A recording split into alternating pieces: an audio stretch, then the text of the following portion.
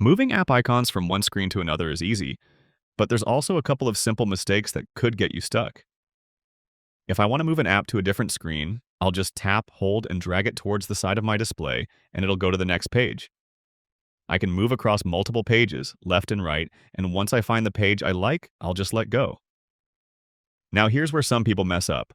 Some will tap and hold the app first, and then let go when the options pop up like this. If I try to move the app now, it's not going to go anywhere. You need to do everything in one motion: tap, hold, and drag.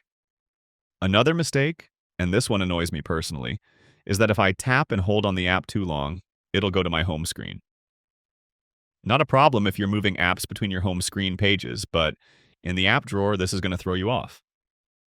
On the home screen, everything works the same: tap, hold, drag. But when you're in the app drawer, your timing has to be just right. Tap and hold, and then move quickly when the app options show up. You can, of course, move apps within the same page as well, assuming you're using the custom order for your app drawer. If you've set it to the alphabetical order like this, everything will be forced to an alphabetical order, and there's no separate pages and no way to move your apps to a different order. But custom order allows you to fully customize everything and decide what goes where. And that's how you move your app icons.